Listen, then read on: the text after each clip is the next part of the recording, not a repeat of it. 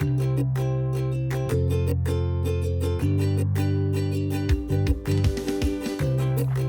everyone, welcome to my kitchen. In today's recipe for the dinner series, I'm going to be showing you how to make a Malai Kofta that's not going to be deep fried but going to be pan fried using a paniyaram pan, and serving it along with some Peshawari Naan and a sweet lassi made from Kesar and Pista. So without wasting any time, let's just dive right in and start cooking. So our first recipe is going to be a Malai Kofta. I'm going to mix up all the ingredients, that is the boiled potatoes, the grated paneer, along with the kasuri methi into this processor and then pan fry them. So I love using this processor. It's really useful and you don't have to use your hands. It's clean.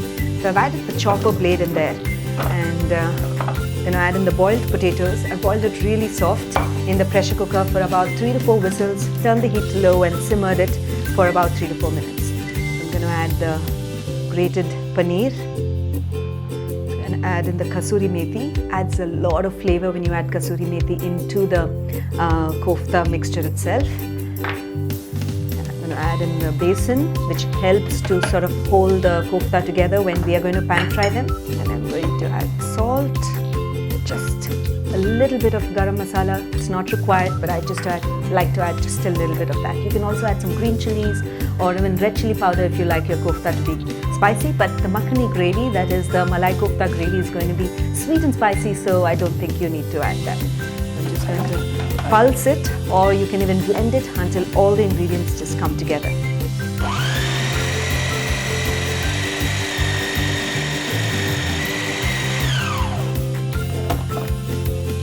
Now that all of the ingredients have come together, it's nice and creamy. That is how a Malai Kofta is supposed to be. Now I'm going to shape them into balls and then pan fry them.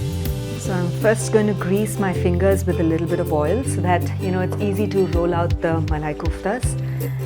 And I'm going to take a portion of the kofta and then lightly press it in, and then we're going to stuff in a few kismis into the center. Okay, it tastes really delicious when you actually stuff in some nuts into it, or even kismis, and it tastes great. So I'm going to seal it in, close it, seal the kismis inside, and give it a light roll, and then place it by the side. I'm going to roll out the koftas a similar way, and I'll show you how to pan fry them. So this is my paniyaram pan, and this is where I'm going to pan fry the Malai Koftas, and by adding a little bit of oil. So the great part of using this pan is that you fry the kofta just the right amount of oil that you need, and then they get fried beautifully. So I'm just going to show you how to do that. So I'm going to add in some oil into each one of these cavities, and once the oil is heated up, I'm going to add in the Malai Koftas one by one and then fry them.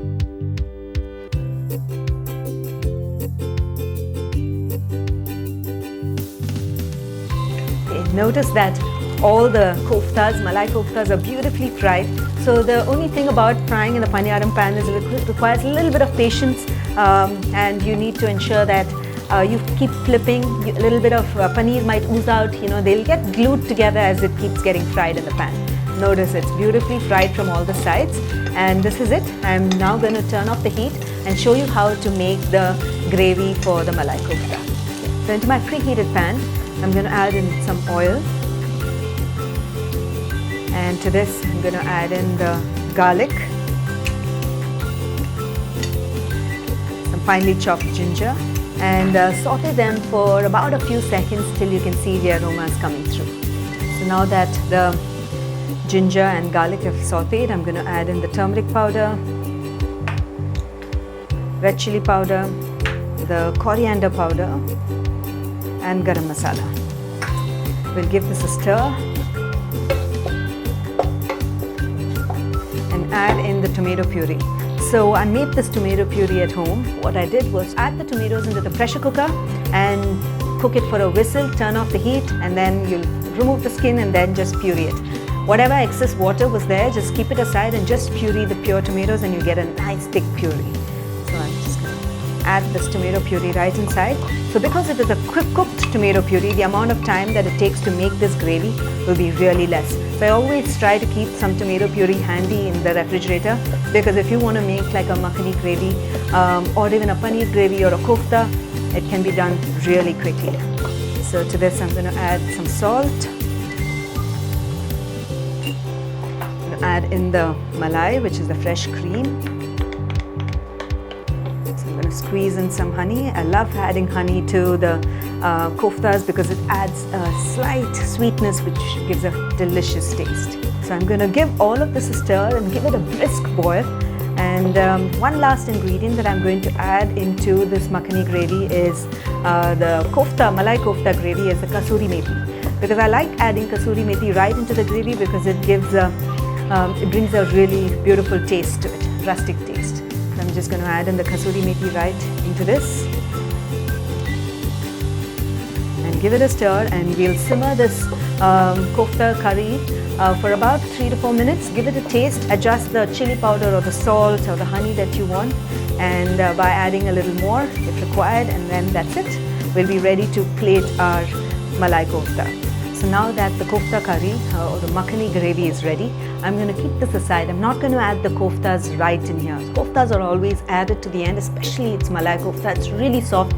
So if you add it right now, just before, much before you're ready to serve, then it'll just get mashed up into the gravy. So always add it just when you're placing the makhani gravy on the table, and place the koftas right on the top, and it'll look delicious as well. So the next dish is going to be Peshawari Naan. Peshawari Naan is simple. All you have to do is to knead the maida along with some yeast, sugar and ghee and a little bit of salt, and then allow it to rise for about a couple of hours. Once the naan rises, we will stuff it with some nuts and kismis and then cook it on the pan. Naans are typically cooked in a tandoor, but I'll show you how to cook it in the pan, and it tastes just as delicious as well.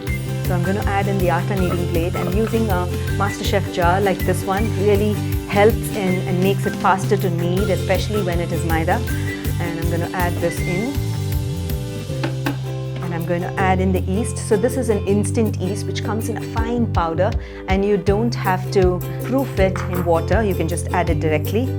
So every yeast needs a little bit of sugar and some salt to taste.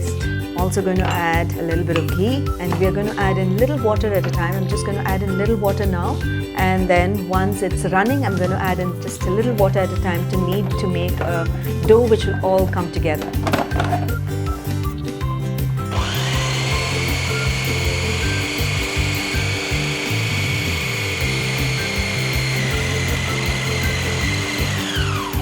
Notice in just less than a minute the dough came together, and now I'm ready to sort of knead it with just a little more ghee and then put it aside for rising. I'm going to add just a little ghee to coat it.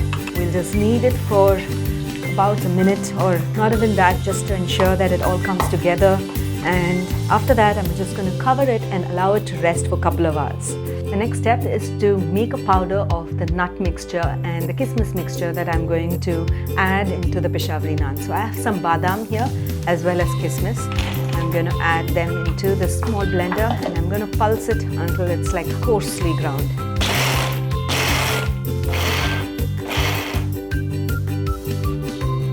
That's it. Notice that I did the pulse motion, and it's got a nice coarse texture. Even the kismis is like semi-crushed, and the almonds also have a nice crunchy texture. Now the next step is to stuff this into the naan, and then we'll cook it on the pan. So after about a couple of hours of fermenting, notice that the dough has risen, the naan dough. At this point, the dough will be very soft, and it might be sticky as well. So you might have to add a little bit of flour and then knead it until it becomes a little firm and easy to roll out. Okay, so I'm just going to add a little bit of flour and knead the dough so it becomes easy to roll the naan out. That's it. So now I'm going to make in large portions. You can either make a small naan, like a palm-sized, disc-sized naan, or a large naan. And I typically like making small naans at home because it's easier to cook at home in our tawa, and also tastes nice. And it tastes fresh when it comes out of the tawa. So now I'm going to dust the surface with some flour and take this naan and dust it on this as well. I'm going to roll it just a little bit so I can put the stuffing in.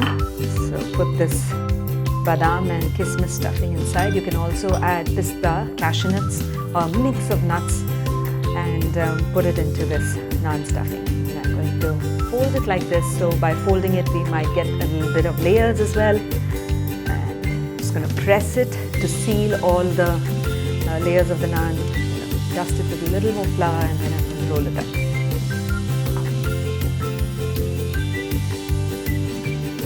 this to the side. I'm going to roll out a few more naans and then I'll show you how to cook it in the tawa. So into my preheated pan, I'm going to add in the rolled out Peshawari naans and then cook this on medium heat on both sides without ghee until you see the raw texture going away. Okay, I'm going to flip them to the other side and notice that this part, the raw texture is going away, and once the other side also, the similar thing happens. I'm going to smear some ghee and cook it on both sides until it becomes nice and golden brown.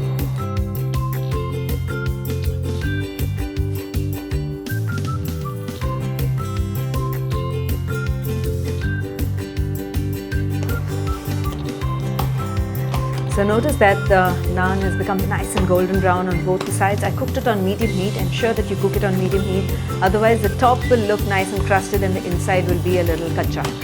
Okay, so we'll just wait for a little bit and then I'm going to take it out and cook the other naans the similar way. So our final dish is to make the Kesar Pista Lassi. For this, into my mixer grinder, into the tall jar, I'm going to add in the dahi. I'm going to add in a handful of pistachios and some kismis, some saffron strands, and we'll blend to make a smooth lassi. You can also add some sugar if you want, or some dates into it to add as a sweetener. I typically like to add dates to make the lassi sweet because it's much more healthier. I'm just going to blend to make a smooth lassi.